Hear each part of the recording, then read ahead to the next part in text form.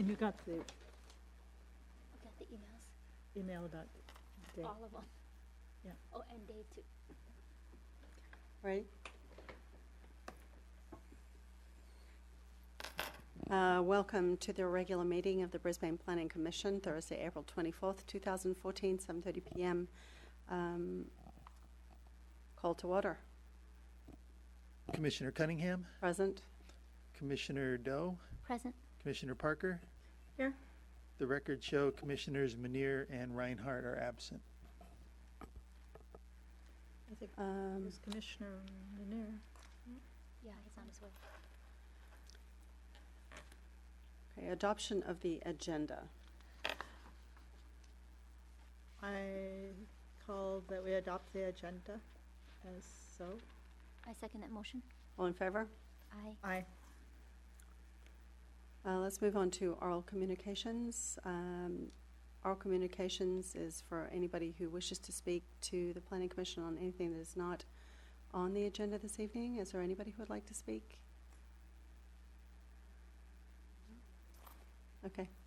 So moving on to written communications. First piece of business that I have is the received April 16th the Affordable Housing Week from the Housing Leadership Council, Legislative Policy Breakfast, Tools for Inclusive Growth. I think that is available on the city's website as well. If not, if anybody's interested, I'm sure we can make that available. www.hlcsmc.org, Affordable Housing Week 2014. And then we have several letters from the community relative to public hearing on 685 Sierra Point. We have 3 letters that we can address if necessary moving forward. And that's the only written communications I have. Does anybody have anything else that I don't see? No. Okay, moving forward. New business. Public hearing 685 Sierra Point, variance V-1-14. Variance to allow for a lot line adjustment between 685 and 695 Sierra Point Road to reduce the lot width of 685 Sierra Point Road to approximately 44.5 feet, where 50 feet would otherwise be required. This would be to eliminate the existing encroachment of a portion of the home at 691 Sierra Point onto 685 Sierra Point. Linda Parker applicant, James P. Dunleavy Trust, and Yuzan Lee Dunleavy Trust owners, APN 007-451-260. Yes, thank you. The applicant requests a variance to the lot width standard to allow for a lot line adjustment between 685 and 691 Sierra Point Road. This is to reduce the lot width at 685 Sierra Point Road to approximately 44.5 feet, where 50 feet would otherwise be required. The purpose is to eliminate the existing encroachment onto 685 Sierra Point Road by a portion of the 691 Sierra Point Road home. The lot line adjustment would follow approval of the variance and would be done in a way that neither lot would be reduced in size, since both lots are currently non-conforming, being less than 5,000 square feet. It would also not otherwise result in new non-conforming conditions or increased non-conforming conditions for either site. The background on this project was provided in the agenda report, but I just want to highlight a few things for the Commission. First, this request is different from the variance request in 2007 in that aside from the lot width, it would not create additional non-conforming conditions, as was the case in 2007. At that time, the request was to make the lot size and lot coverage non-conforming as well, so this is a different application. As presented in the agenda report, the adjacent house at 691 Sierra Point Road was built over the lot line onto 685 property in 1939, and the city has continued to recognize these two properties as separate building sites, such that there is now a home on each of these sites with this encroaching condition between the two. When the building permit was issued for 685 Sierra Point Road, since the two properties were in the same ownership, the city was able to impose a condition of demolition on the encroaching portion of 691 Sierra Point Roadhouse. However, instead of completing that demolition, an application was then submitted for a variance. Those variance hearings led to a compromise, if you will, of having an easement recorded on the property. While the easement allowed for the lot line and the structure to remain, the conditions imposed through the easement has resulted in some difficulties. First is the lack of full enjoyment of the yard of 685 Sierra Point Road, since it is encroached upon by 691 Sierra Point Road structure. Second is that the easement severely impacts 691 Sierra Point Road. It limits work on the entire structure to only maintenance and repair of existing conditions. This may result in either an extended period of limited improvements, which could inadvertently result in health and safety risks on that property due to the lack of ability to modernize. If that encroaching portion of the structure is to be removed due to the easement, the result would be a significant undertaking and use of resources for removal of a structure that the county had once permitted prior to incorporation of the city. If the Planning Commission approves this current variance, the declaration of easement would ultimately be nullified. The condition imposed through the variance and the subsequent building permit and lot line adjustment would prevail. This application meets the city's required findings to grant the variance as detailed in the agenda report. Conditions of approval are included, which would require the variance to be perfected through a building permit and lot line adjustment. The building permit would be to bring the 691 Sierra Point Road structure into compliance with the current building codes to address its proposed approximately 3-foot setback and address the fire rating construction in this area. This would be done prior to recording the lot line adjustment. Finally, it should be noted the granting of this variance would not allow for any additional building on either of these two properties beyond what's already allowed in the zoning ordinance, since neither is being increased in their lot area. In closing, staff recommends approval of variance V114, the adoption of the resolution containing the findings and conditions of approval. Thank you. I guess we need to open the public hearing regarding this. The questions for the staff and Oh, I'm sorry. Do you have any questions for the staff prior to open the public hearing? I don't at this time. No, not prior to. okay. The only thing that I want to mention to the staff is thank you very much for sending those minutes of the meetings. And the reason I requested that because this one was heard 2006 and I was on the commission at that time and didn't remember. So I wanted to have it, and at the same time all the other commissioners will have the opportunity to look at it. So I hope you all got it, and once again, thank you very much. And I'm here a little late. Sorry about that. That's it. Okay. Any more questions for staff? None Okay. at this time. Then I suggest we open the public hearing.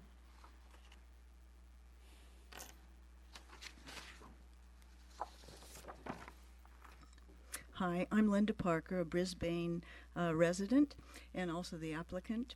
And first, I'd just like to say thank you for hearing this about this variance, and I hope you will allow it. We are looking to purchase the property, and we just want to, make sure that it's perfected the issues that are confronting it.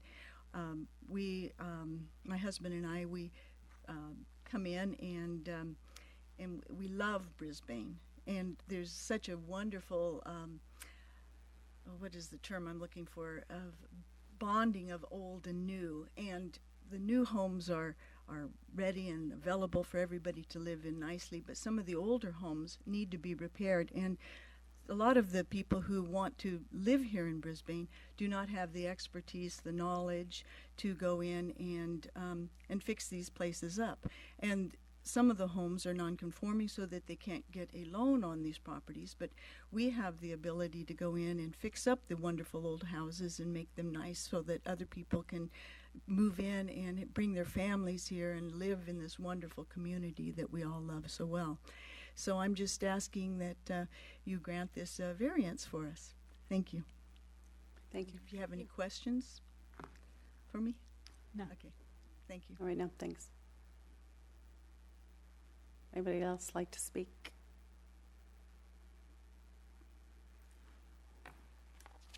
I make a motion to close the public hearing. I second the motion. Okay, discussion. All All in in favor? favor? Aye. Aye. Aye. Discussion. Well, since you were here, why don't we start with you? Okay, in 2006, the conditions were totally different than what we have now in terms of, we did approve some of the projects recently. And also at that time, there was a little concern about if you allow that variance, it will open a floodgate for the other applications and all that.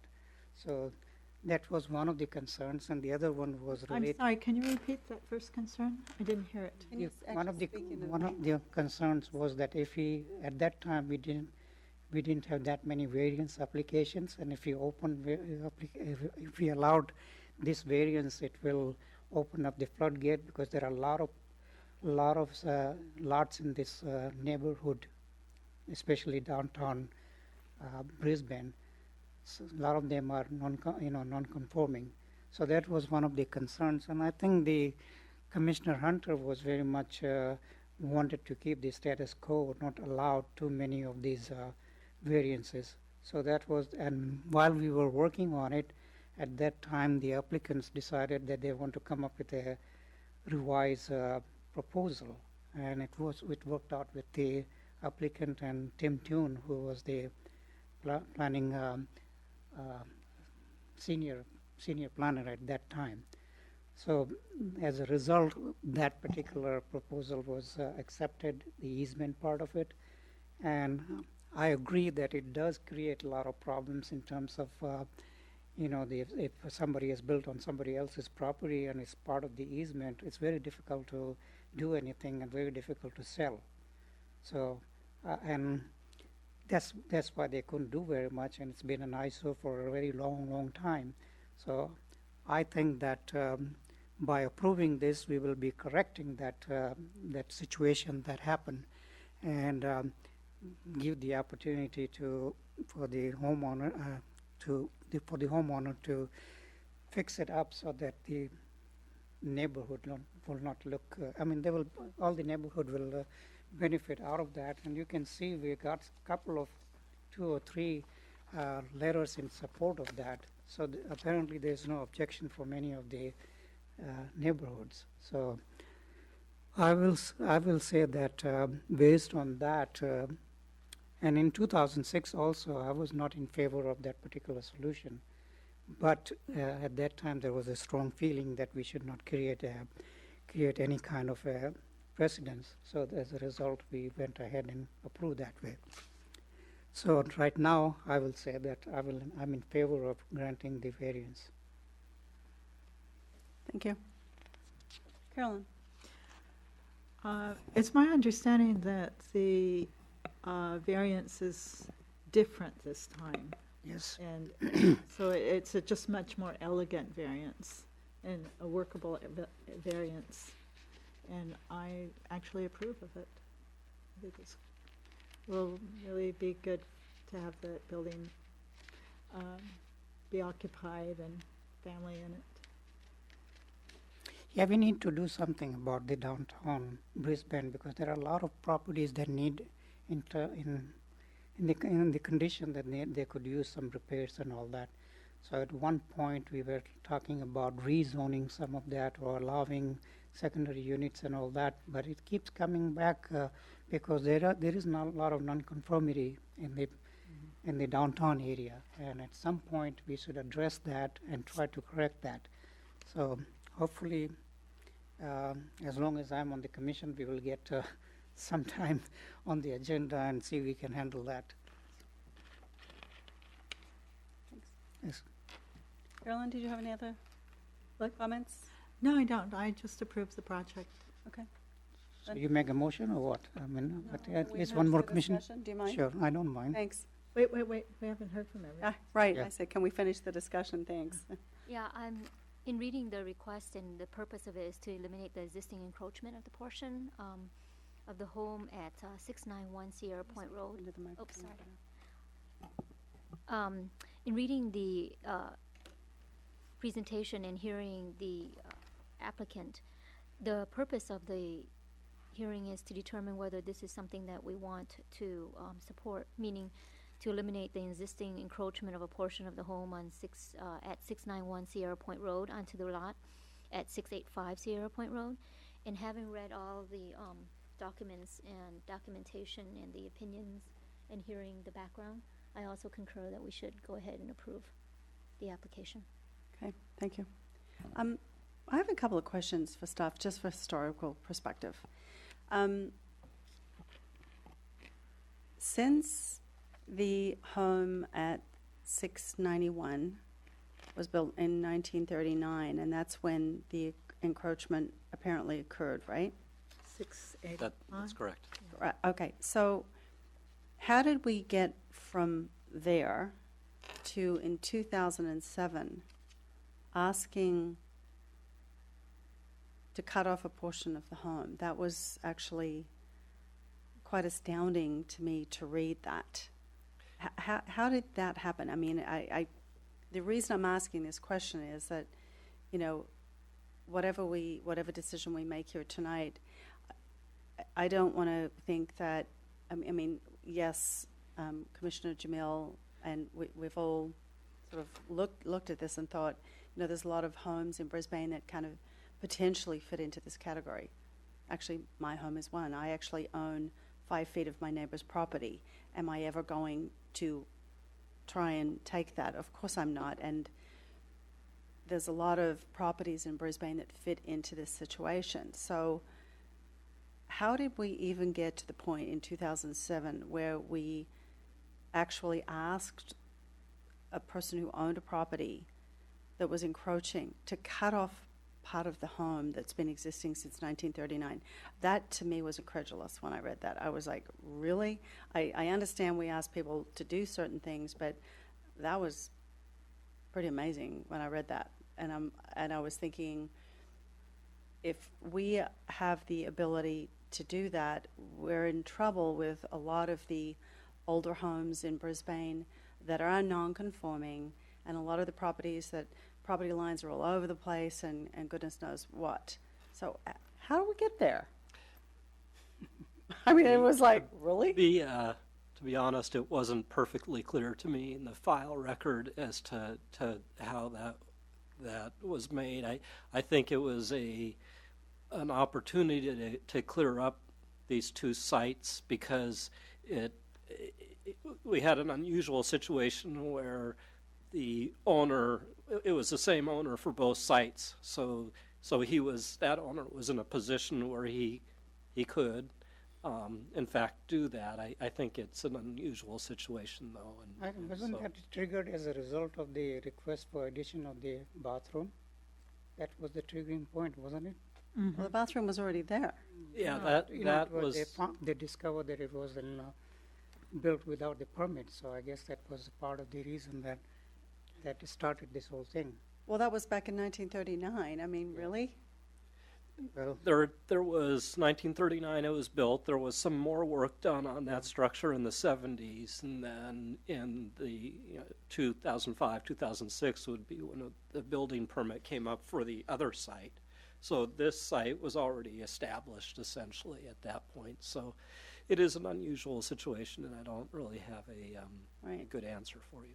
So I think relative to these kind of situations, and it's got nothing to do with this particular application, but this is probably a good point of discussion that we figure out how we handle these situations, because I would probably hazard a guess that there's 30% or more of the homes in Brisbane could potentially be in a situation like this. And I think we'd have to look at them, each one on a case-by-case basis, because every site has its nuances, and you have to just look for the very best solution you can find. I think the good solution will be to start in one zone, one district, like for example, look at the downtown and say this is one of the things we can do when we don't have anything on agenda. And look at these kind of areas where we can identify some of these problems and bring it for the discussion. Well, and there are provisions in the zoning ordinance to continue essentially non-conforming conditions that are legal non-conforming conditions, and so I don't know that that's really a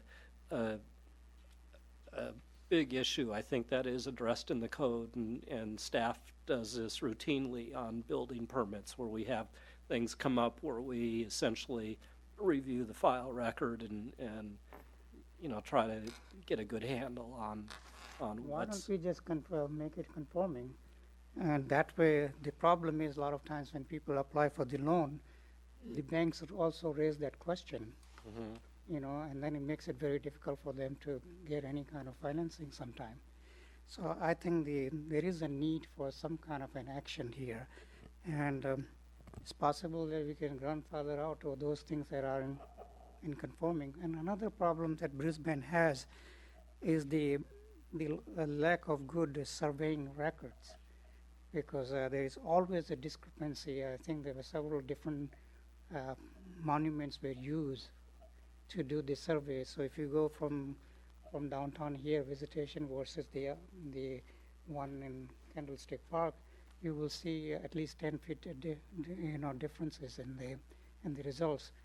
And when I built my house, I had the same situation. Half of the Humboldt Road was on my lot, and half of the most of the road that goes to the water tank also belonged to me.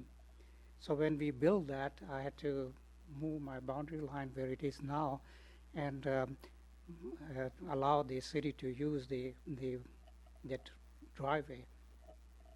So those type of things are kind of nuisance, and I think at some point we should try to resolve it if we can.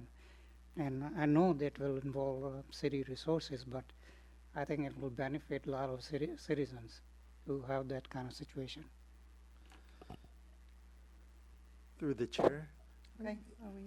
I appreciate kind of the spirit of that sort of approach, and I think there's a certain difficulty, though, as I think Ken very aptly pointed out here. You have a very unique situation where you have a single property owner who can make property line adjustments and control both sides of that.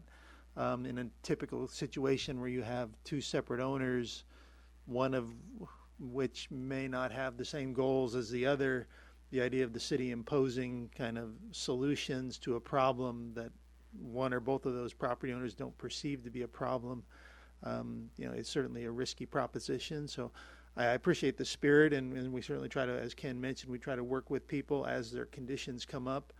But the idea of on a sort of a uniform basis trying to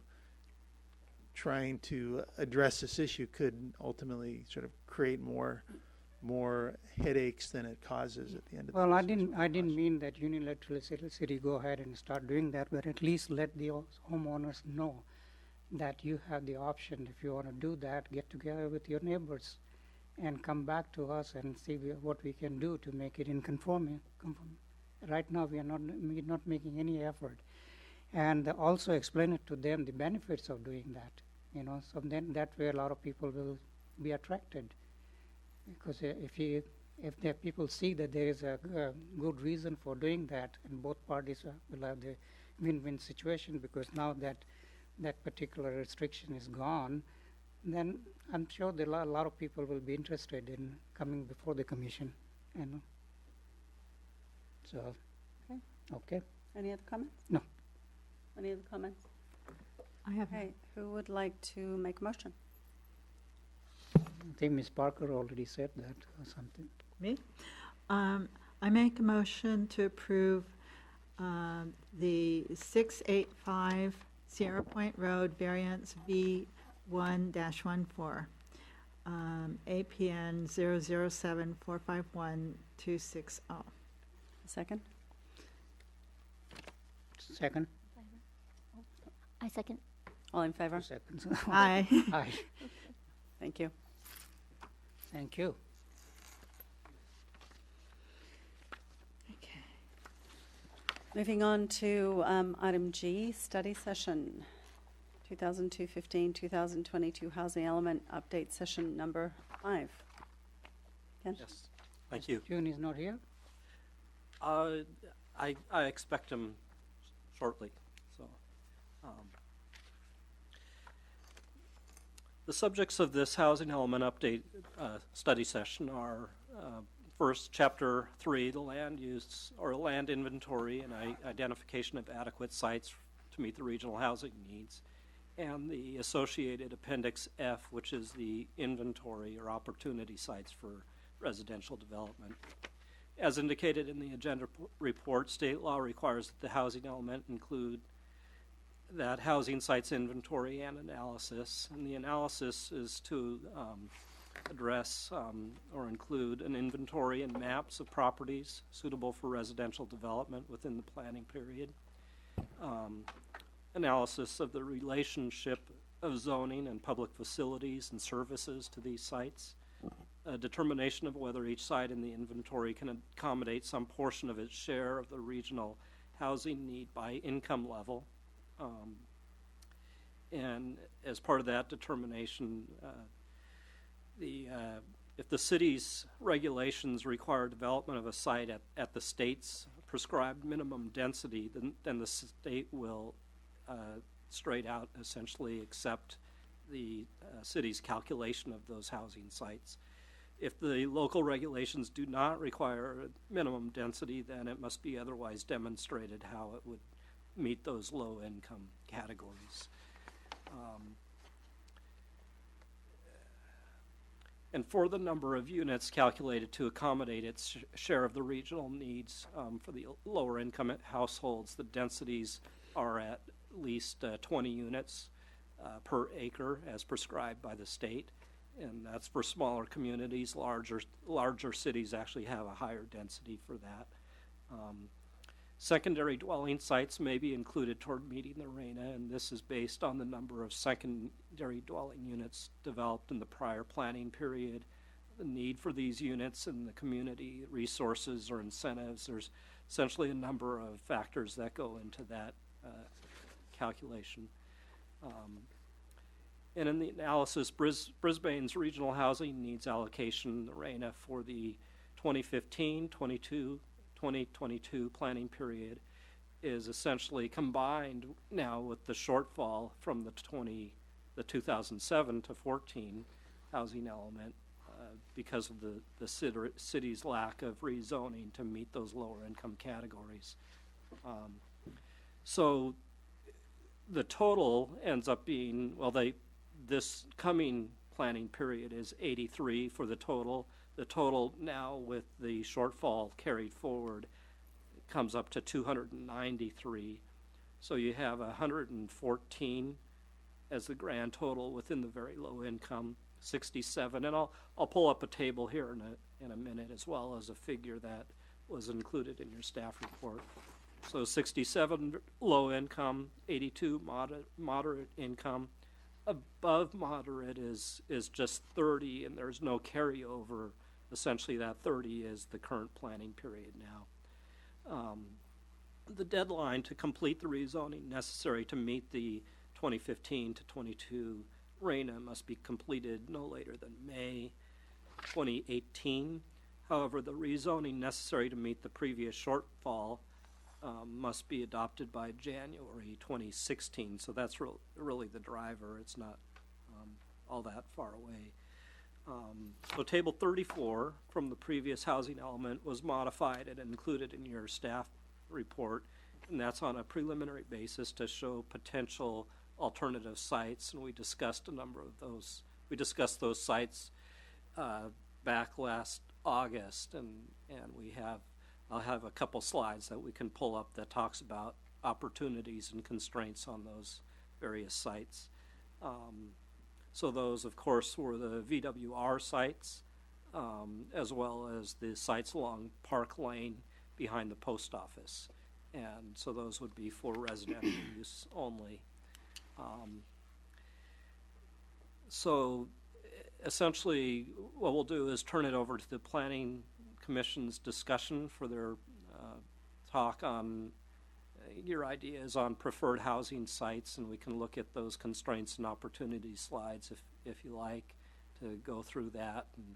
And this is something that if there's enough discussion or feedback that you need from staff to provide more information, we're happy to do that and then come back again. But if you have strong feelings as a commission on the direction that you'd like to go with those sites, we can carry that forward. Essentially, the numbers that you have before you in the table are draft numbers. We'll be fine-tuning those a little bit, but I think you can, well, in terms of the numbers for these sites specifically, you can, those are based on that 20 units per acre minimum. There's an overage in the numbers, and really the driver again is those low income categories. So we're going to overshoot essentially the grand total of housing sites, but really what we need to focus on is getting the magic number, if you will, is 120 sites that need to be residential only, because that's that 50% number that we've talked about before. So you have 239 units that would be in the lower income categories. 50% of that could be in mixed use, so that's, or up to 50%. So I'm rounding that down to 119. That leaves 120 sites that we need to get in residential zoning only. So that's the number essentially that we're after. It could be met on, theoretically, you could have one site with a high enough density and meet it all on one site, or you can have 3 sites that have that minimum of 20 units an acre, or 2 sites. So it's up to the commission in terms of how you want to look at these different sites and focus the housing. As we discussed in that workshop before, you've got potential. I think it might have been Chair Cunningham that mentioned other types of zoning that maybe if it was behind Park Lane, and correct me if I'm wrong, if I'm not remembering correctly, but that part of that might be in mixed use if the city wants it, and then you have another site that's just residential to create that sort of village that we're after. But I may be remembering that wrong, so forgive me. No, you're not. So, okay. No, you're not.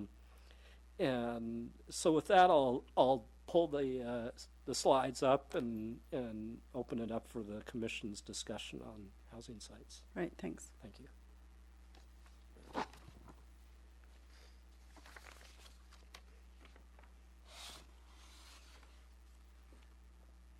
Do you want to kill the lights? Yeah.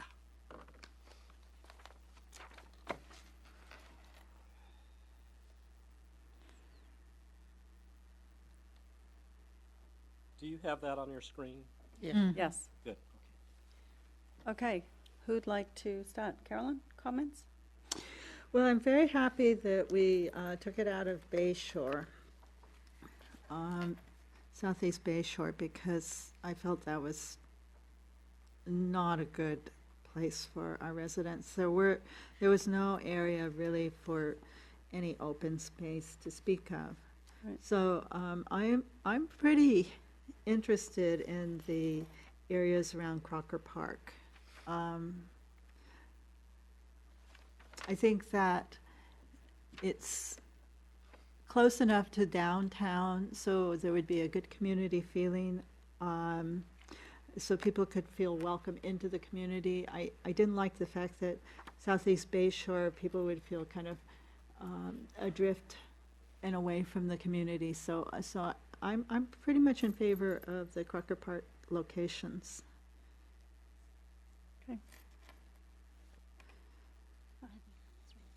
No comment? Oh, no None? comments right now. Okay. Raji? Jamil? I'm still looking at anybody else. What? I'll wait. Well,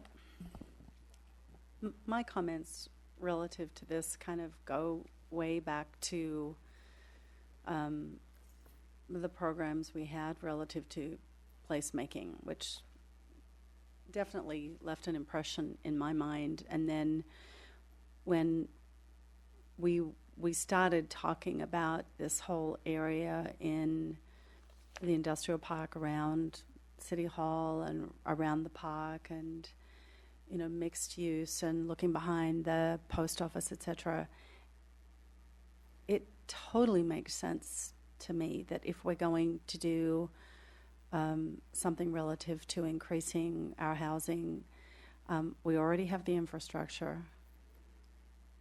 We already have a proximity to services.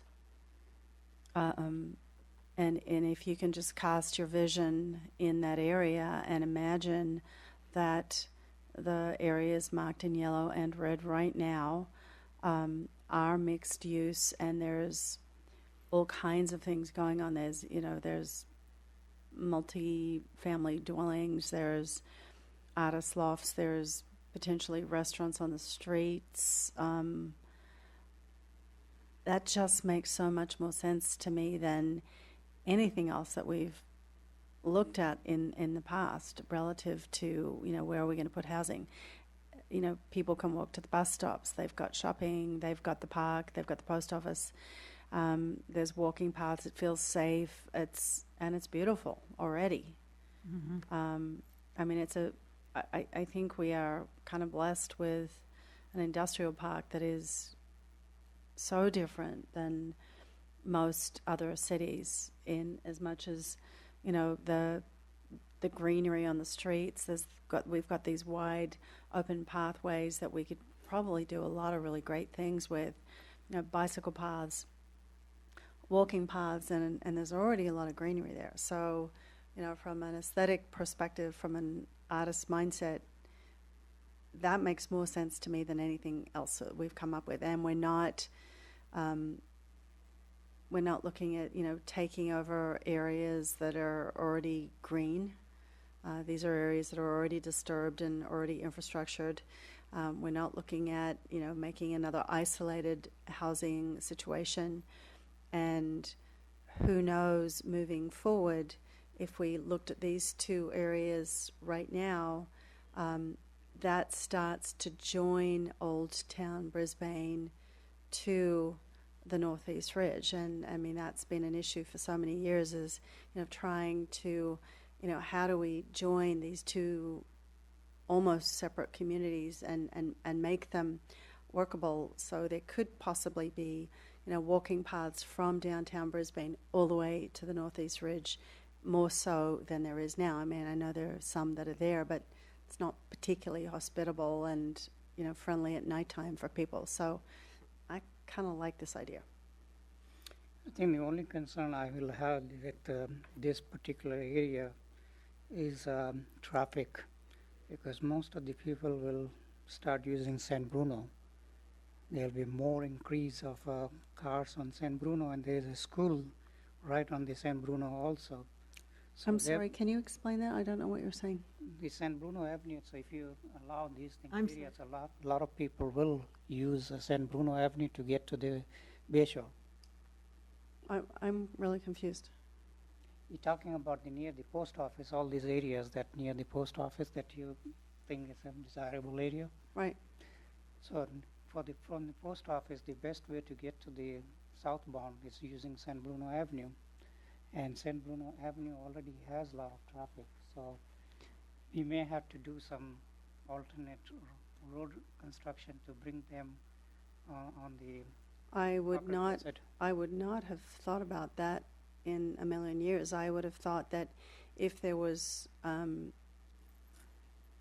building and homes there, that we would be directing traffic onto Bayshore, not onto San Bruno Avenue at all. Well, if you look at the post office, Bayshore will be going through the visitation to where the Bank of America is. The other possibility is to go through that Crocker Park entrance. But a lot of times people will take the shortcut on San Bruno Avenue to going southbound. I wouldn't think that would be, Because that's I what- wouldn't think that would be the desired route. That's why most of the people in the ridge, they use San Bruno Avenue now. They do? A lot of people. The I- traffic has tremendous. Where on earth are you getting that idea from? Well, from my own observation. Okay, Huh. but is that a Because quantifiable thing? before I that- don't see that. I see Bay Bef- Shore as being a problem. Before it was open, that road was open, that there was much less traffic on San Bruno Avenue. Now in the afternoon, majority of the people turning from the Bay Shore to the San Bruno are going to the ridge. So that's one concern. The other one is regarding the VWR site. What are we going to do? Is there any way we can Pull your consider mic, that? pull your mic to you. VWR site, that we've been talking about. Are there any possibility to include that in our plan? That's certainly an option. That was one of the sites we've identified here as an option for the commission to consider. If you want to rank order them, if you think it's equally as desirable as some of the Crocker Park sites, or if it's more of a secondary option, it's really up to the commission what you want to recommend on it relative to housing. So I Because know there were concerns the last time it came up about people were concerned about, there were some, had some favorable attitudes, but also people were concerned about traffic from the train and the potential or the previous industrial use of the site and whatnot. So, but it's certainly the commission's well, pleasure one way or the other. as far as the train goes, a lot of homes in California are built on right next to the railroad right away. So I don't think that will be a major concern. As far as the traffic, if you put the signal on the Bay Shore, which is currently there right now, is a preempted signal also. That means if there is no traffic coming out of that loop, the Bay Shore will have the right of way. So it's a perfect location for some kind of a development there, mixed use. And the reason it's good for the mixed use is because it's right at the front of the lagoon. So down below you can have the restaurants or whatever businesses that can benefit out of that. And another thing that we should look at it is what about the future of the marina? Those Sierra Point. There was some discussion about turning that into multiple use housing also allowed. So should we take a look at that too to see whether, I know there are some people in favor of that, some are against that because of the reason that it's on the hazardous landfill, but the people are exploring various ways to contain that. Part of it is also the new development near on the tunnel road. So that may also be a factor that we should give some kind of a priority, whether it's low priority or whatever. Through the, And the lastly,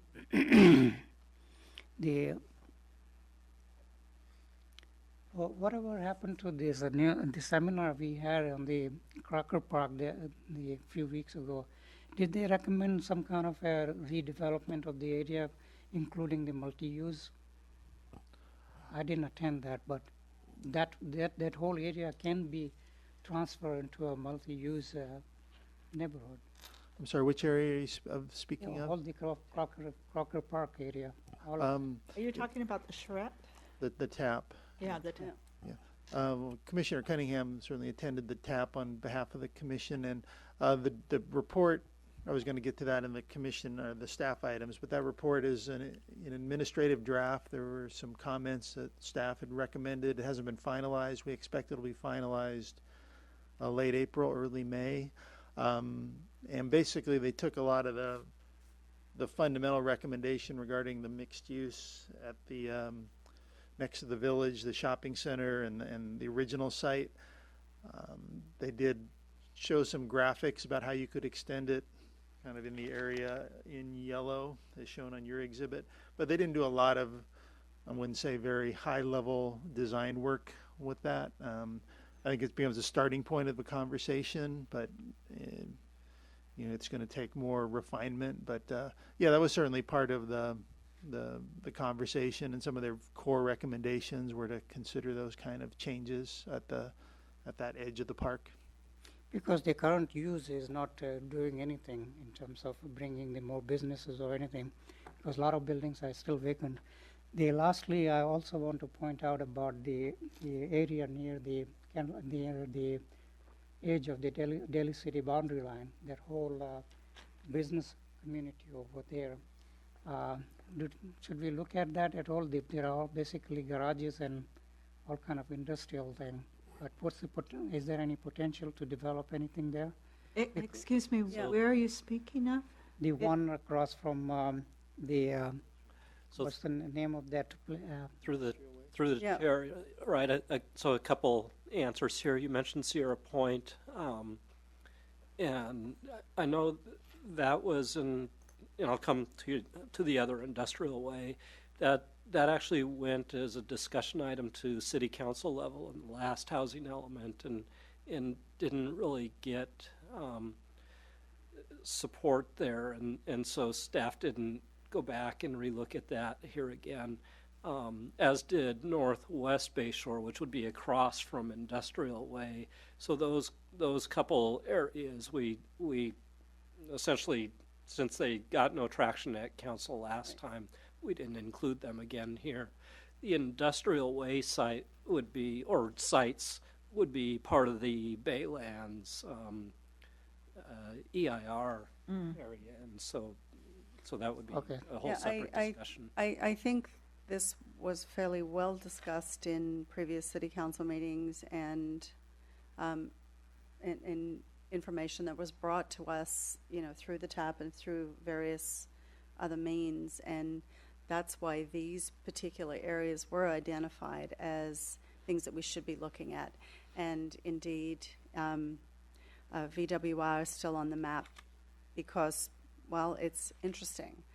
But I think from the city council's perspective, and most of the people who have put input into this presentation today, these areas around the park into the industrial area are the most favorable from everybody's perspective at this point. Am I correct?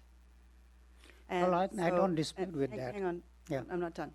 And so that's where we're focusing. We're not looking at Northwest Bayshore. We're not looking at Sierra Point. We're looking at the areas that are identified and that have been sort of come with somewhat of a blessing from staff and city council. And so this is what we're looking at now, is that what do we think about this that is on the table today, not expanding that idea for now. I thought that staff, I heard from the staff that any other areas we are interested in, we can bring it up. So that was the main reason that I mentioned that all of these other areas should be looked at it too. I don't have any problem this to be number one suggestion, but I also think that the other areas should be looked at it, because that was the direction I got from the staff, that they are looking for our input as to what other areas they should be looking at it. Mm-hmm. So that was my reason for pointing that out. And also, I think that what's the status of that the buildings that owned by the Teachers Association? Are they included here in this? They are. So Yeah. that would be The red ones, right? the red ones, and so that's part of that 119. There's actually what we refer to as the STIR site, 125 Valley 125. Drive, and then the two sites along Park Lane constitute 125 units in the at the density that was designated before. So they would essentially cover that 119, which would be that up to 50% in mixed use for this current period. Yeah, that's So- good. So what you're saying is that, what are you suggesting that these three would be zoned as? Would this be the form-based zoned area, or? That's what we've Yeah. discussed in the past as Right. being inform-based and so yeah, we just carry that those sites forward essentially as mixed use, and I think staff may take a look at this as an opportunity as well to if there's a more expedient way to craft the policy for getting these sites zoned more quickly into that mixed use, we'll look at that as part of this housing element. So if we did mixed use, that would still be the form-based, or zoning? Well, Because I thought form-based had to be all residential. no, not really. I think we need to do the criteria we have to deal with from the state are the density, the minimum density of 20 units to the acre, whether it's in a mixed use or standalone format, Uh-huh. and the non-discretionary design review process. So those are really the two outcomes. And form-based coding is one tool to achieve that. I don't know that it's the only tool. I don't know if it's the best tool in this So, kind of. so that has changed from 4 years ago? No, none of that's changed. I Oh, think I the see. form-based has always been a tool. It was seen at the time as the best tool, and it still may be the best tool to Uh-huh. achieve that. But you know, you have other things. You have zoning overlays. You have precise plans. There are a lot of different tools that get you to the same place. I think it's a matter of, Well, that's you know, kind we of need to liberating. sort through which tool Uh-huh. gets. You know, the goal is the community still needs to have that proactive sort of direction through the zoning code or whatever zoning regulations we apply, that it still is very proactive, so we're not in a position of reacting to some developer's proposal for a project. So we still need to do that, whether form-based coding is the best tool. You know, I think Ken and I have been reevaluating that. We've talked to a number of people. There are more people who have done form-based codes as time comes along, and you don't find them on these kind of very discrete sites. You find them often along a corridor or an area that's kind of geographically larger. So, you know, the people talk about, we'll use a hybrid or whatever, where you provide some of the development standards you would find in a form-based code, but you overlay them in called the precise plan, or basically a site plan. So we're still kind of trying to figure out the best tool, and I think the TAP will help with that too, Uh-huh. as a starting point. And but I think that's what Ken's getting at, the idea we want to move forward with some of the things that we know are already in place. For example, you know, you'll be rolling over some of these zoning sites. You won't really be changing, I don't believe, the densities or the sites, and we'd like to get a head start on actually implementing some of that mixed-use zoning right off the bat. Because again, that January 16th deadline, given the experience here of how long it takes to, you know, wind through, especially on a zoning regulation, feels like tomorrow at this particular stage. Well, I feel much better about it now that I know it doesn't have to be just housing for those 3 locations. I think that really opens it up. And I should mention also what was specified for those 3 sites. The density, I believe it was 24 units an acre, and that was after a 25% dedication essentially to public space. So so the idea was to help to enhance the downtown village and through that tool. So that's how it stood in the last housing element. I mean, it makes perfect sense to have those as the top priority as a prime location for that kind of application. The other thing I was curious, did you talk to the owners of this, school district that own that, teachers union? Are they willing to participate in this conversion, or because they came on one time a few years back and then they disappeared? Well, there's been several. I understand, and Ken was probably involved in the conversations when the housing element in 2007, when that one was prepared, and they had indicated some interest Yeah, I in remember. that. We had a very recent conversation with someone who manages their portfolio probably within the last 2 months, and They indicated they do some joint venture work, you know, with either mixed use or what have you. They're fairly bureaucratic kind of management organization. They have people who manage their industrial portfolio and their other portfolio, and you know, frankly, you're going to have to work through the fact that for this particular piece of property, you're going to have to extract it from someone's portfolio because it will no longer be industrial for somebody else. I mean, it's not going to be, they're not necessarily the most nimble group, but I think they're open to the idea. I think part of what we feel it's incumbent upon as a city to create a value-added vision, because they're not going to go to the trouble, I think, of creating that value-added. You know, they're Yeah. generating income, so it's our responsibility to do that where it becomes then desirable for them to actually make that leap forward to achieve what we want them to achieve. Great. Fun. Do you have some Okay. questions? I have one more question regarding the shopping mall. Are there any possibility of, I don't know whether it's possible or not, but that shopping mall is such a big space over there, and it's been totally underutilized right now. Is there any possibility that the owners can be convinced to redo that? Because that particular one is like 60s concept or even older. I think that's really a good question, and Ken and I and Tim really didn't talk about this from where we were in 2007. I mean, it might be that you want to, for purposes of this exercise, to extend the mixed use over the shopping center.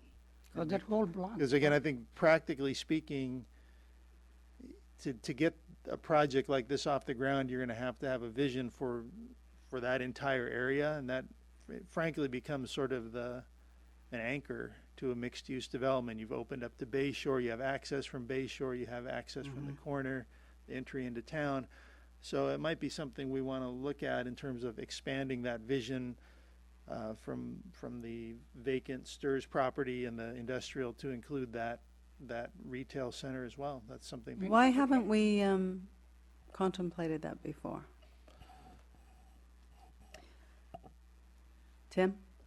Because you had a property owner who was actively improving the property. And now we don't.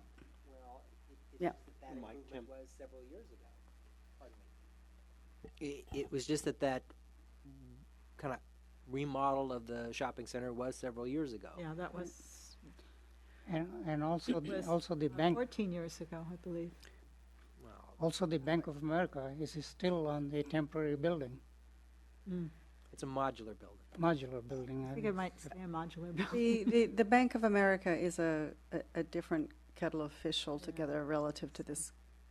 At one time, conversation, they came correct? before us to do some work, but then they disappeared again. Well, I mean, I guess the question is if you're thinking kind of globally or in a big picture, it probably doesn't make sense to carve out that B of A site. You know, if I were looking at this and planning this Yeah. comprehensively, you know, that really is kind of your key entrance to town, and the idea that you would not include that, you know, I think from a planning standpoint, it would make a lot more sense as this all be One. planned comprehensively. I mean, sure, you add a factor of implementation difficulty, and I think that's probably what they were looking at originally. You had basically one primary owner. Now, if you had the shopping center, now that's another owner. Now you had B of A, so now you're trying to coordinate with 3 different owners. But again, if you've created a project that has a degree of value that for somebody who'd be interested in developing that site, sort of holistically, that isn't a major obstacle. I think, again, if the vision is there and the desire is there, that becomes a much less of a hurdle than looking at this as kind of being a piecemeal. If you're trying to piecemeal this, yeah, having these multiple owners is a very difficult kind of process.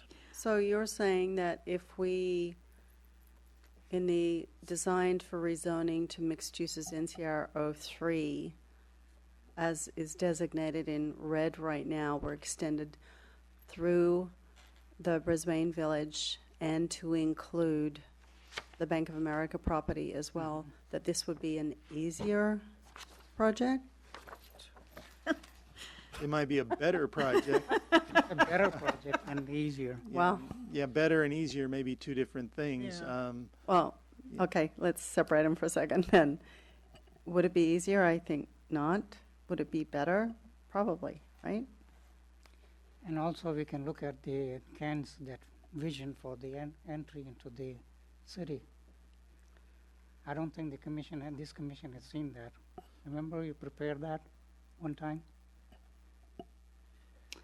I think we'd want to look at all of this more comprehensively than that. Yeah. Well, let's just say, are we going to expand this thought process to include the shopping center and the Bank of America site?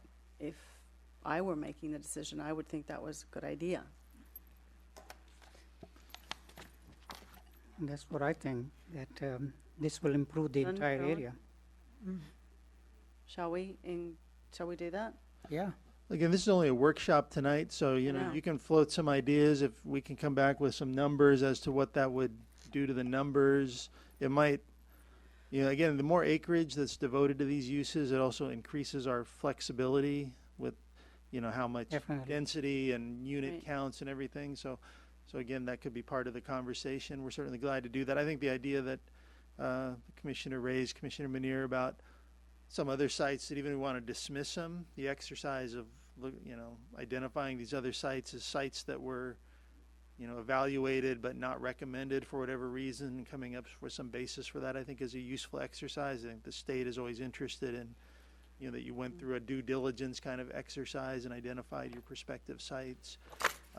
So I think that's a useful exercise to go through, even if those sites ultimately aren't of interest to you collectively, like Sierra Point or some of those sites to the northerly Bayshore sites. But I think they're good to include and dismiss and come up with the reasoning why they were dismissed. It should be part Well, of the analysis. I would like to ask some questions then about Bayshore. My understanding is there's a development in the process. Is that true on Bayshore? That might be coming up? Or there's been a proposed housing development, is that true? You might be referring to the 30-unit condominium complex that was approved a number of years ago. And where exactly is that located? That is between the mobile home park and the contractor storage yard. So just north of the mobile home park. That's Well, the where all the challenge. trees look, where you see, it's between the mobile home park and the blank space, all those trees. That's where it is. Carolyn? That's Charles Ang's project, right? Correct. So then I would like to go back and look at Bayshore. I'm happy we're not going to put in the form-based housing in that area, but if we are talking about VCR, then I could see extending some housing across the street towards on Bayshore. What do you think, Commissioner Manier? The one where the lumber storage facilities, is that the one you're talking about? or what? Mm-hmm. Yes. Yeah, that's not a bad idea either. In fact, that whole area can be considered and rejected or whatever, but which will include VWR. So this whole portion that between the Bayshore and the railroad, that little piece there. Is that the area that Commissioner Parker is is that the area Yeah, you're I think this referring is to, or what you're she's referring referring to west of Bayshore? What are you referring to? No, I think I was referring to just on Bayshore, and then across the street is VCR, BWR. VWR, excuse me. uh-huh. And I was thinking that if that were ever developed, I think logically, then one would look at the Bayshore area as well. So the west side of Bayshore. Right. I guess I have the same problem that because to meet these state requirements in terms of lot consolidation and minimum size and Yes, I density, know. I think we're back to because right now the zoning allows for residential via use permit. So- Okay, so what we're talking about, okay, what we're talking about is presenting to the state areas where there could be 20 units per acre. And under those circumstances, then, looking at other areas, I think, in my mind, are very problematical. The BWR area, we don't really know what the owner is envisioning, and even if that would, we haven't heard much, or have we? We're in sort of sporadic conversation with that owner. I think they're open to redevelopment of that site, so I wouldn't, and again, this is the city's legal right to be able to zone property for the city's health, safety, and welfare, so you don't necessarily need the property owner's consent, and you know, sometimes it's sort of a chicken and the egg. The property owners tend to be headed in the direction where the city regulations, you know, they tend to follow the path of least resistance if it makes economic sense for them. So if the site were zoned residentially, I suspect they'd be, you know, looking pretty seriously at a residential project because that's the easiest thing for them to do. Right now, the property zoned industrially doesn't have a lot of value for them, so they're even looking at, well, we go office, we go residential.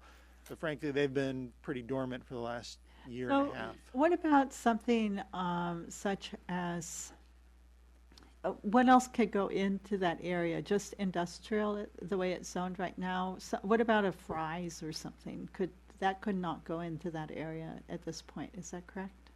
I don't think you could do retail. It would be incidental retail only, so no.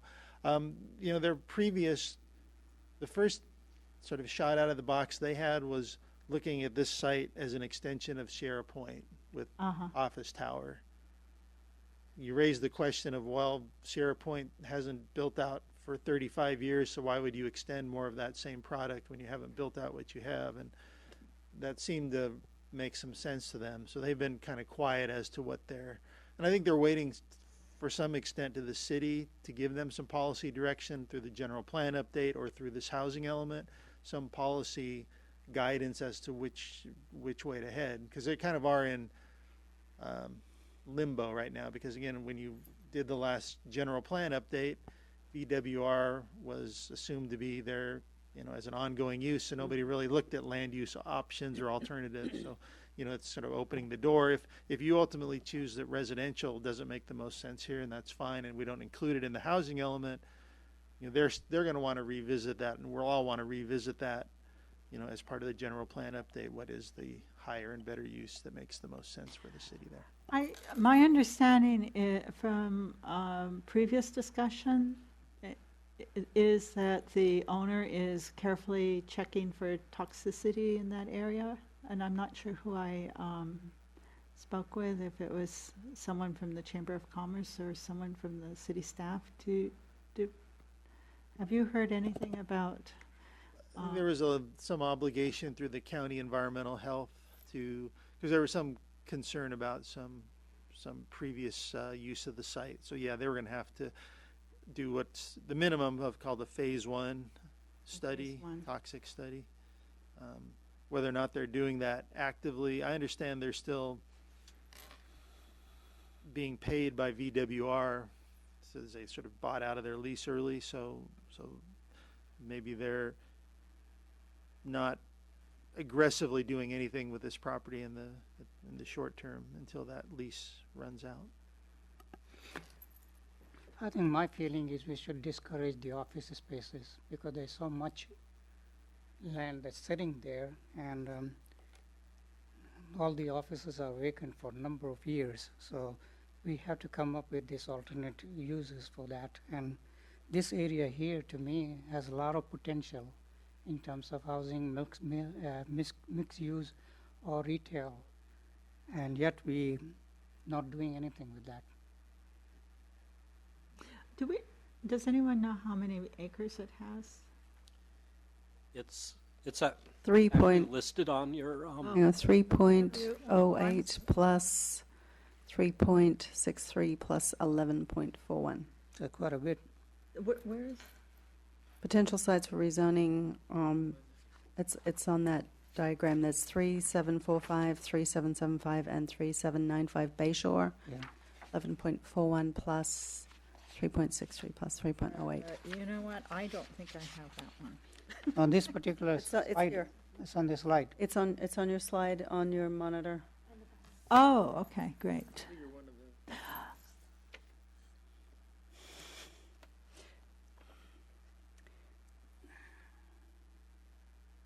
Relative to that site, because there are questions about On the base shore? the toxicity, potential toxicity there. Even though the owners are, or potentially No, it is. looking at that, what would we require if we rezoned that for residential? What would be the requirements relative to figuring out if this is even a safe proposition? Well, they'd have to do for development, you'd be looking at doing basically a hazardous studies kind of analysis as to what the site, site characterization, what contaminants are there, a cleanup plan to whatever regulatory agency would have cleanup authority. So those would be kind of very, if they're savvy developers, they're doing the due diligence now in terms of what is their sort of contamination concerns, and if that's restricting their potential land use future or makes the site, overly expensive to develop.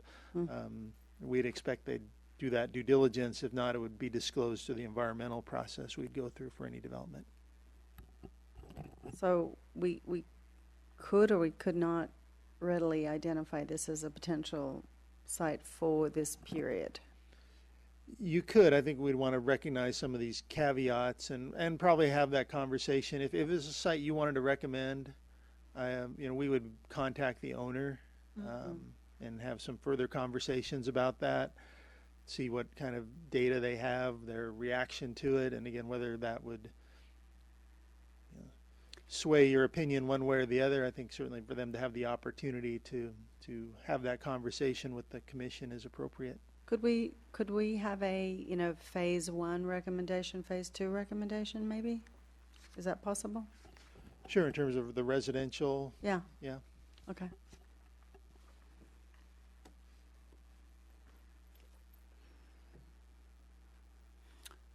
Any questions? That's it. I certainly wouldn't want all of that to be 20 homes per acre. I think it could be mixed use. Just seems like it's.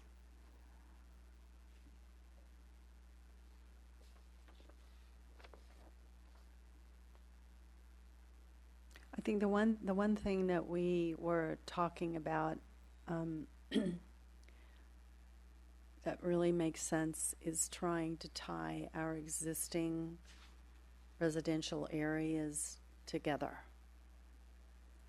So from that perspective, from my opinion, it makes more sense to look at what we've got going on around Park Lane.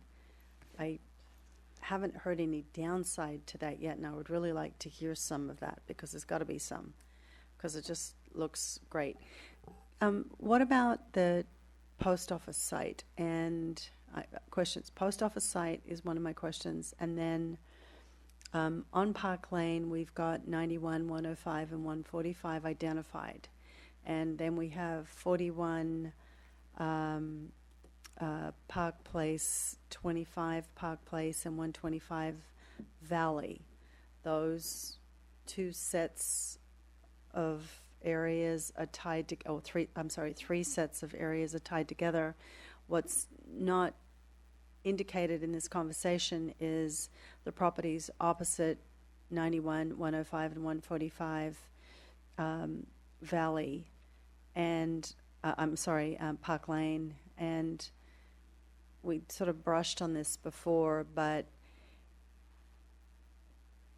one of the things that would concern me if we go this route is making sure that the properties surrounding the properties that we're talking about, we don't devalue them somehow in this process. That would be not appropriate from my perspective.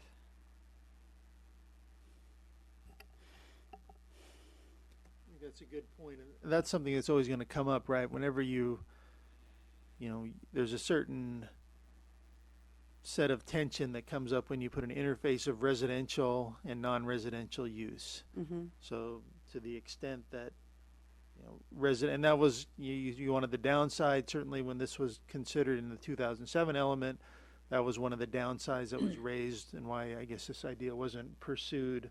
Ultimately, one is reduce the amount of industrial base, you know, building stock, and two, the idea you create sort of a built-in potential land use conflict between residential and industrial. So I think that's certainly a very valid concern, and the regulations. I mean, the buildings, I guess the only real benefit is the buildings that are in this sort of block of the Park Lane Parkway are somewhat smaller. They're not the larger kind of heavy truck-based businesses 24-hour operation. you have down on Valley further down, or Right. South Hill or something. So they're a very different kind of building. So, you know, maybe that will help reduce the kind of conflict that could come up. Right. Well, and part of the reason I bring this up is, you know, in downtown San Francisco, in certain areas, for example, and I can't remember the name of this pub, but this pub had been there for many, many years, and had been a very popular local pub that people would go to, music, dinner, for years and years and years. And then all of a sudden, around it, this residential situation popped up. Well, all of a sudden, the pub was the pariah, and this business that had been in business and very successful for many, many years went out of business because of pressure from the new residents saying, hey, you're too noisy. So whatever we do, I think we have to be very cognizant of the fact that we don't create that situation. I know that the people who are, you know, right opposite 41 and 91, they've been there. They've been, you know, they're residents of Brisbane. They're businesses in Brisbane, and we can't create a situation that is going to be hostile to them. Actually, we have a little bit of that going on at the Ridge, because the Ridge was built after the Crocker Park. And so all the heavy industry and the traffic and, you know, were there first. But the residents, you know, really want a bedroom community. They want a quiet community. At night, they want it quiet. And they don't particularly like all the trucks, you know, roaring around fast, even down the hill from where they are. You know, even though they're up here, the trucks are down there.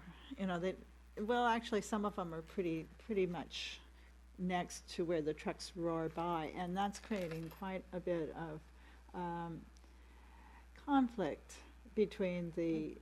I would say there's been a fair amount of conflict, you know, and I think that this location may actually be a little less problematical than the Ridge.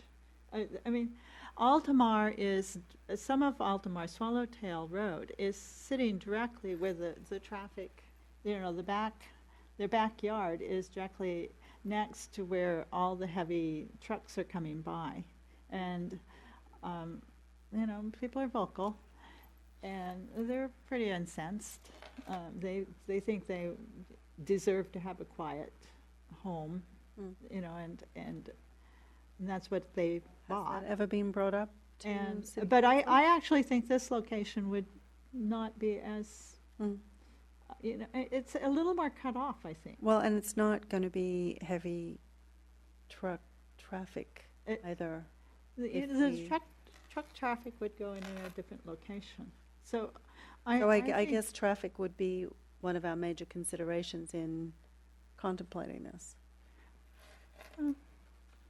mean- I actually think this particular location, rather than 145, 105, 91, and I can't even read these numbers, is that 91? And 280, I think would cause more of a conflict Hmm. with keeping the industrial park industrial and then having this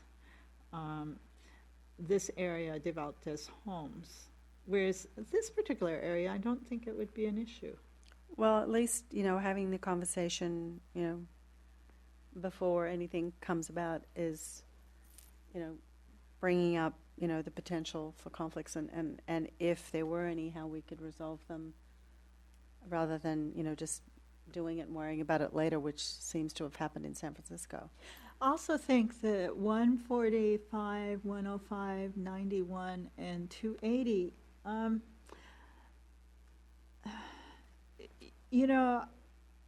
I think there would be quite a bit of noise, a lot more noise than there would be in this particular location. Mm. I think it would be, I think there would be a sense of bad neighbors going on, Mm. which we have a little bit, I think the rich, the homeowners, see the trucks as bad neighbors, and I think the businesses are seeing the homeowners as bad neighbors, and, That's too bad. and I think this is just a more discrete area Mm-hmm. and won't cause that problem. I think if we're looking at the VWR, then, they're going to have the rail lines coming in, and then they're going to have across Bayshore. the street the, the Bay Shore. Bay Shore. And, I think that, in essence, could be quite a noisy area. 280, we've got that marked off. Can you address that, please? 280. The post office building? So 280, I marked it because it was not really something that had been considered Mhm. previously as residential only. And staff is not really suggesting that, but it's sort of a link site, if you will, between the different areas, and I put that as something highlighted for consideration, but it does not necessarily have to be a site that's used to Identified. meet the housing numbers. It's just And similar to the sites you mentioned across the street Right. on Park Lane, that all this needs to tie together. And if it were considered, then we would potentially relocate the post office to the Bank of America building or something. I think there's plenty of room there for the post office to stay as the post office, but to kind of make a different kind of building for the rest of it, wouldn't there be? I mean, there's, how big Can a is that federal area? office and a residence be together? Yeah, okay. Then why don't we include it for purposes of this conversation? I mean, it's only a conversation, it's not a decision.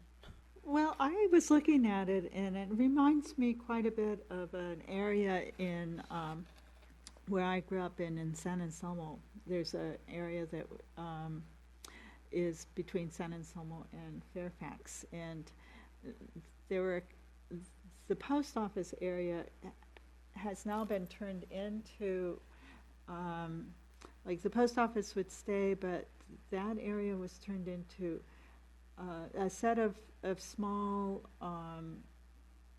this part of it's homes and part of it are mixed use, and I think that particular area reminds me that it could be easily done.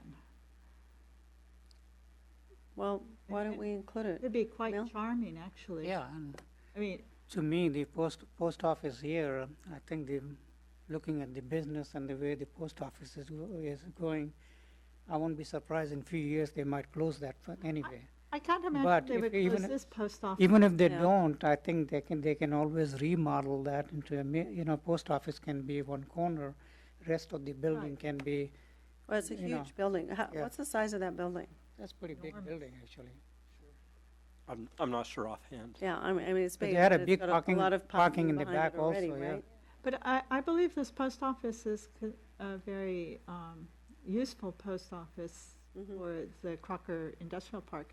There hasn't been any, has anybody heard that the post office is underutilized? No, and people come mean- from out of Brisbane, Hunters Point come in here. They come from all over the place to this post office because it's Yeah. so user-friendly.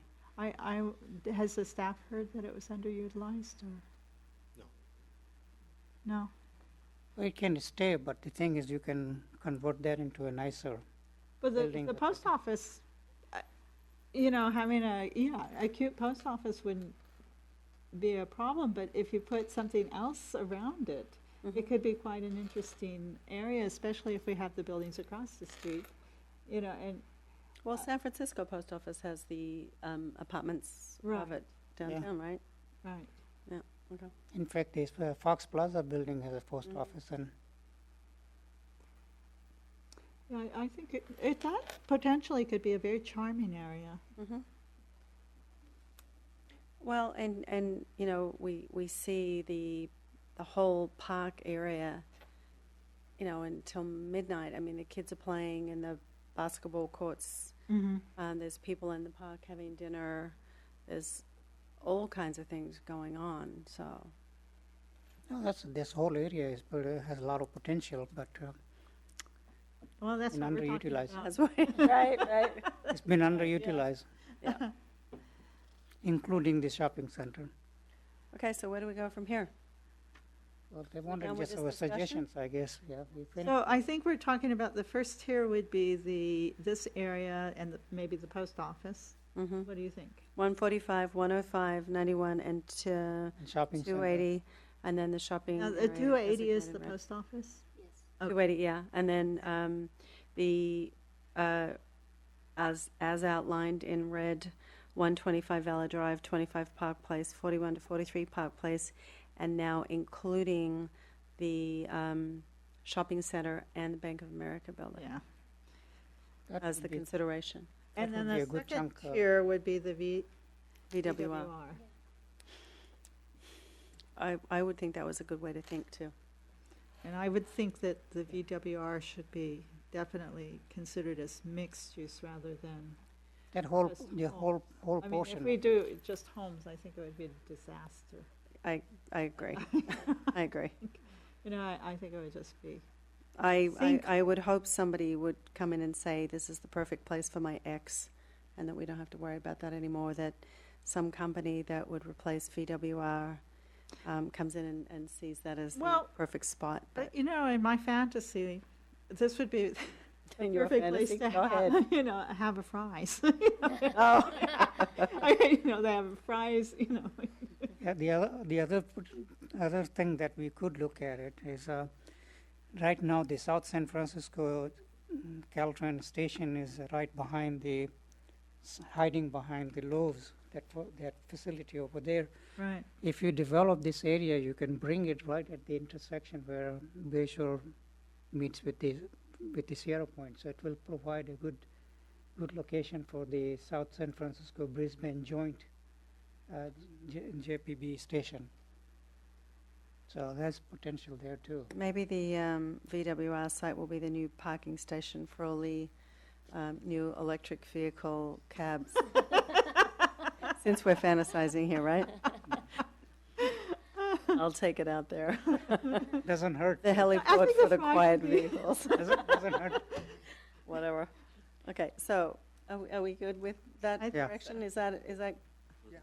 Tim, you didn't even have to say If we anything. confuse you enough, Tim, do you want to say something now? No? shaking his head. Okay. All right, is everybody done with discussion? I think Yeah. so. Okay. I still want to ask you questions about the previous item. No, not right now. Okay, so let's That's move why you on. disappeared. Let's move on to items initiated by staff. I don't have anything this evening. Okay. Nada. Any items initiated by the commission? I don't have anything. Nothing?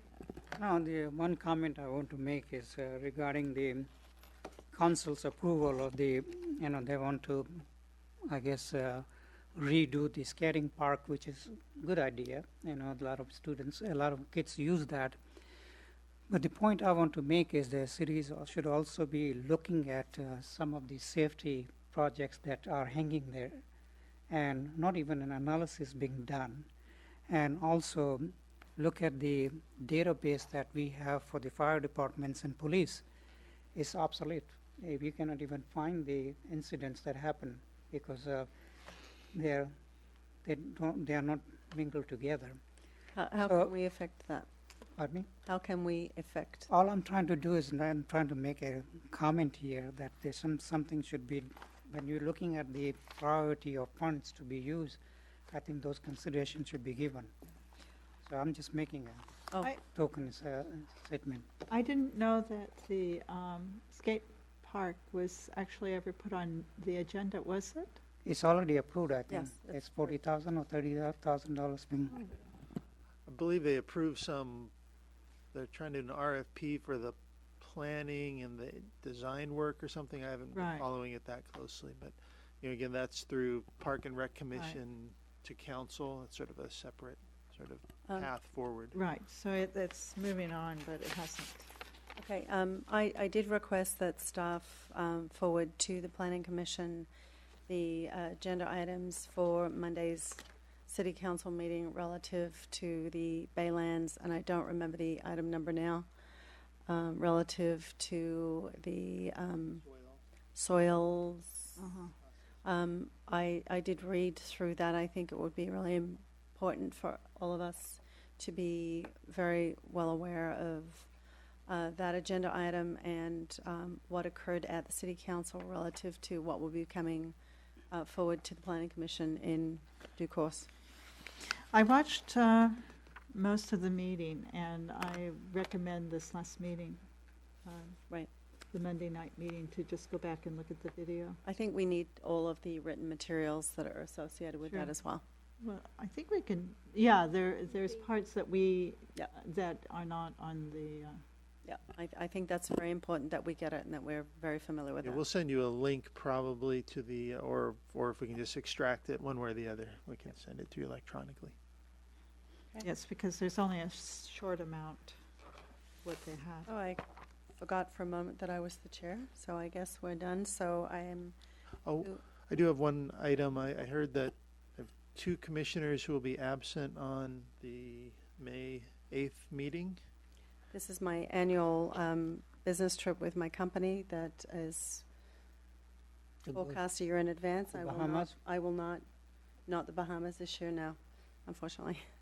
Now I'll be in Las Vegas. Ugh. So I will not be present at the next meeting. I will also not be present. I'll be away for a work conference. So it's sort of at the, we have, I don't know if we had another housing element workshop, or maybe the pleasure of the committee, to the remainders of the commissioners, just to skip the meeting of the 8th. We only have 3 members and Go we to don't the have any 15th. pressing business. Pardon? And adjourn to the 15th then. No, the regular meeting would be the 22nd, wouldn't it be? Oh, sorry, yeah. 23rd, yes, 23rd? yes. Okay. If that's agreeable to the commission overall. Does that make sense? yeah, another reason for that is because Commissioner Reinhardt is not here and we don't know his schedule. So I think it will be better to go May 22nd, Okay. 23rd, 23rd. right. Okay, so make a motion to adjourn to the regular meeting of May 23rd, 2014 at 7:30 p.m. I second that. All in favor? Aye. Thank you. Thank you.